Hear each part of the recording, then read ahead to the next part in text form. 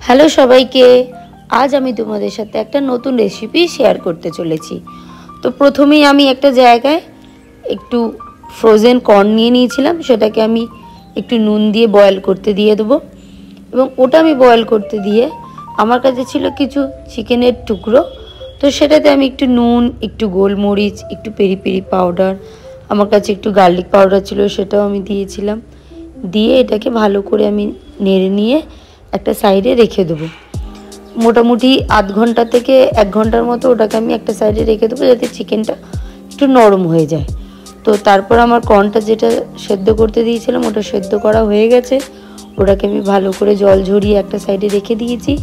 এবার একটু ক্যাপসিকাম আমি কুচিয়ে নিয়েছি, আর একটু রাইস আমি আগে থেকেই বানিয়ে নিয়েছিলাম।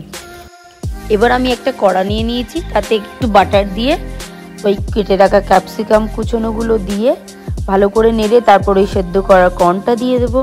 ওটাকে ভালো করে নাড়াচাড়া হয়ে গেলে ওটাতে আমি একটু চিলি ফ্লেক্স আর একটু অরিগ্যানো দিয়ে দেবো। দিয়ে ভালো করে ওটা নাড়াচাড়া করার পরে আমার কাছে একটু শেজওয়ান সস ছিল, সেটা দিয়ে দিয়েছি। এবং তারপর দিয়ে দিয়েছি একটু কাশ্মীরি রেড চিলি পাউডার। তো ওটা দিয়ে ভালো করে নাড়াচাড়া করার পরে আমি রাইসটা দিয়ে দিলাম, এবং রাইসটা দিয়ে ভালো করে নাড়াচাড়া করে তারপর দিয়ে দেবো একটু পরিমাণ মতো নুন, এবং সেটাও দিয়ে ভালো করে ওটা ইভেনলি চারিদিকে স্প্রেড হয়ে যাওয়ার পরে লাস্টে নামানোর আগে একটু বাটার দিয়ে ওটাকে নেড়ে নামিয়ে নিয়েছি। এবার ওই কড়াটাতেই একটা সস বানিয়ে নেব।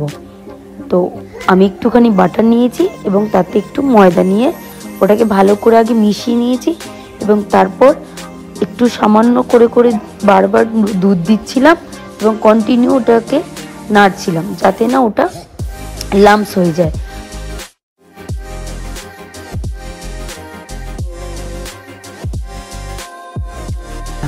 তো সেই জন্য বারবার ওটাকে নাড়তে হবে, এবং তারপর একটু চিলি ফ্লেক্স আর একটু অরিগ্যানো দিয়ে ওটাকে নেড়ে নেবো। এবং একটু ভালো করে নেড়ে নেওয়ার পরে ওটাতে আমি একটু চিজের স্লাইস আর একটু ফ্রেশ ক্রিম দিয়ে দেবো। দিয়ে ভালো করে নেড়ে টেড়ে ওটাতে একটু শেজওয়ান সস আর একটু নুন দিয়ে দেবো। দিয়ে ভালো করে নাড়ার পরে ওটা যখন এরকম কালারটা চেঞ্জ হয়ে আসবে, তো ওটা আমি একটু একটা জায়গায় নামিয়ে রেখে দেবো। তারপর একটা ফ্রাইং প্যান নিয়েছি এবং তাতে ওই আগে থেকে ম্যারিনেট করে রাখা চিকেনগুলোকে বাটারে একটু ভাজতে দিয়ে দিয়েছি, এবং এটাকে ভাজতে দিয়ে আমি আরেকটা সাইডে ছোট্ট ফ্রাইং প্যানে একটু সাদা তেল নিয়ে তাতে একটা ডিমের পোচ বানিয়ে নেব। তো ওটাতে ডিমের পোচটা বানাতে দিয়ে আমি এদিকে চিকেনটা ভাজা হয়েই এসছে, ওটাকে নামিয়ে নেব এবং ডিমের পোচটাও হয়ে গেছে। এবার আমার সার্ভিংয়ের পালা। তো আমি একটা বড় কাঁচের বোল নিয়েছি এবং তাতে একটা ছোট্ট বোল আমি উল্টে দিয়েছি, যাতে ওটা মাঝখানে একটা হোল হয়ে যায়।